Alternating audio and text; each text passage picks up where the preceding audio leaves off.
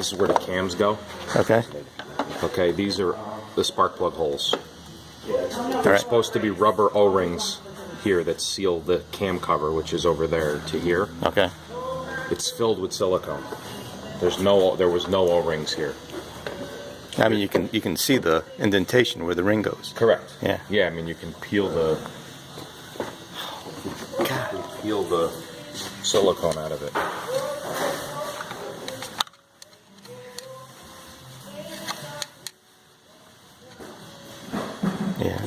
Yeah. These are the cylinder or the holes for your CVVT solenoids. They're supposed to be O-rings here. Okay. Because the oil flows across here and then seals at these O-rings. All right. No O-rings here. There's no scoring here or anything to the cam journals, which is completely shocking. I don't understand how that even happened. But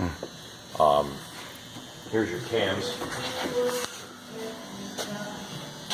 You can see the silicone is caked inside the O-rings here. Okay. All right.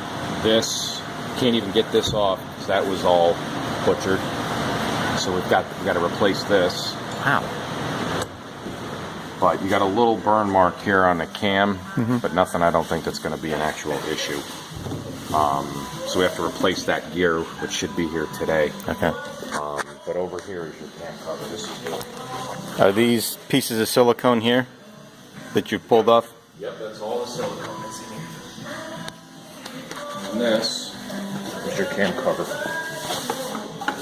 This is what sits on top of here. Okay. Here's all the silicone. Wow. Now this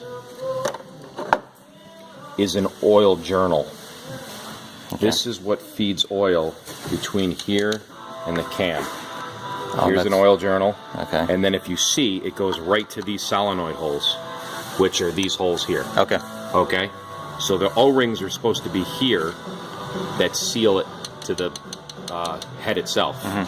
Well, if you look, yeah, I can see that. the silicone it's filled up those holes. It's filled up these holes. The channel, You can't get any oil to them. Oh my God. Your check engine light, 2 out of your 4 codes were for these solenoids, which sit on the top of this. Okay. You know, so you don't want to go ahead and replace any solenoids until you figure out if you have an oil pressure problem. Well, clearly you have an oil pressure problem to these solenoids because the oil cannot get there because of this silicone. You're supposed to use an anaerobic gasket maker, which covers the entire thing. You roll it on with a roller. Okay. You use very little of it, and it hardens when it loses oxygen. Silicone pushes into the motor. Here's where your spark plug rings were supposed to go, which we looked on your cylinder head, just caked with silicone. So we're gonna have to put this in the cleaner to get every little ounce of this silicone out, because if this gets inside your oil pan, which I'm sure there's some in there, it will plug the screen of the oil pickup tube and starve the engine of oil. So it's a bad situation. Your entire coolant leak, I believe, from day one was this. The lower radiator hose. Oh, okay. Yeah. This is why you were dumping coolant. I couldn't find it. 3 tries. Yeah. So.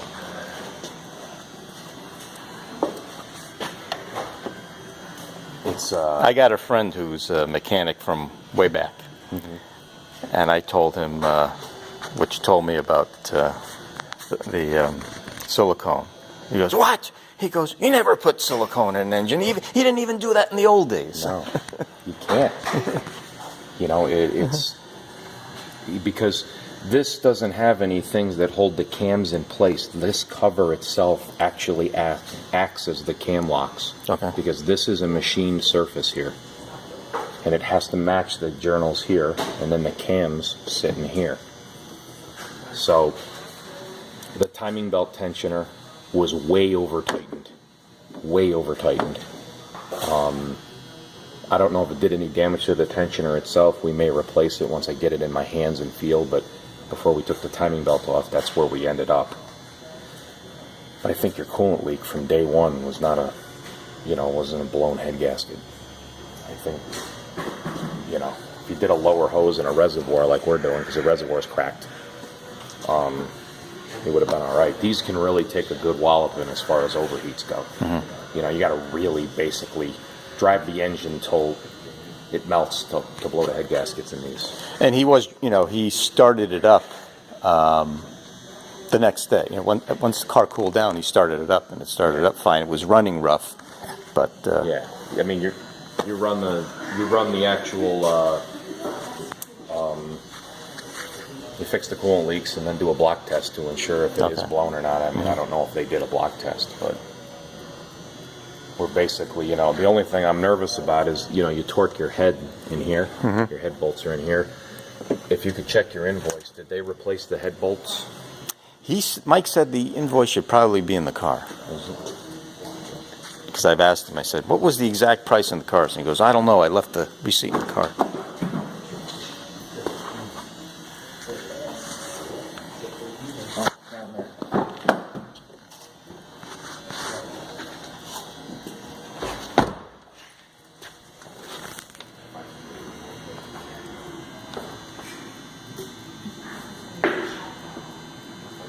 Reman the head of the vehicle.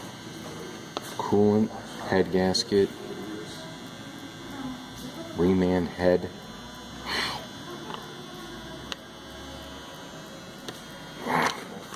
No list of oil or anything like that. Is this the only invoice you have in this? As far as I know. You better hang on to that. Okay. Mine's going to be twice as long. It's going to be all itemized. Your Yeah. first sheet there was a page and a half. That was just a description of what we found for you. Yeah. That was just, I explained to Mike, that was just the time we had into it. Right. You know, I'm real specific about documenting everything I find, you know, and I was not expecting this much silicone, to be completely honest with you, Joe. God. Yeah. There's going to be a lot of cleaning here, but it'll be done tomorrow. Okay. You know, he hasn't had this car in over basically 1 week out of 2 months. I know. But, you know, we always say quality over quantity. So Yeah. you do what you have to do to get this running right. Yeah, I mean, this is just, I got to be honest, I'm nervous about doesn't say anything about head bolts on there. Did they torque the head right? You know, I don't know. Once you loosen these bolts, that's it. The gasket's compromised. Then we have to do a gasket again. Okay. We have to basically do a head job again, which means we would have to take all the exhaust off the back here. You know, so I don't know how.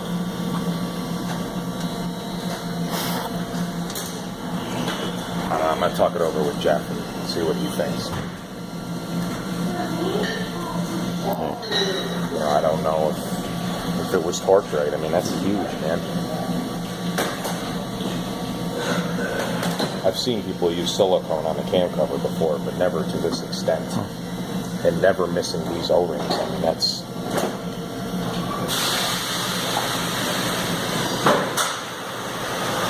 I may recheck the torque on those head bolts, just to be sure. But that's where we stand. All right, Sean. All right. You needed to see it. I was explaining it to you. Solenoids. So the oil comes in here, goes up into these solenoids, and these actually pulse, which regulates the hubs on your timing belt and your cams that advance and retard your ignition timing. So if silicone gets up and gets sucked in there, basically these valves are useless. And your check engine light is on for these valves. All right. And one of the first steps that you always take in diagnosing these solenoids before you replace them is to ensure you have proper oil pressure, because they will not work without oil pressure. Without these O-rings, there is no pressure to those things, because the oil, instead of going up and into the solenoid, just dumps out. All right. Because there's no O-ring to push it up in, you know? Yeah. So that's this. It's like basically trying to control the flow of water in a stream. If you put rocks and water to divert the water, it'll go a specific way. It's the same thing as O-rings. The O-rings here actually divert the oil into the solenoid itself Right. to control it. So if he kept driving this, which is why I said I wouldn't recommend driving it, if he kept driving it, these cams would have eventually locked up and blew the motor because there was not enough oil going there. So the lack of driving that he did after the job was done was critical in actually saving the engine. So that's that. All right.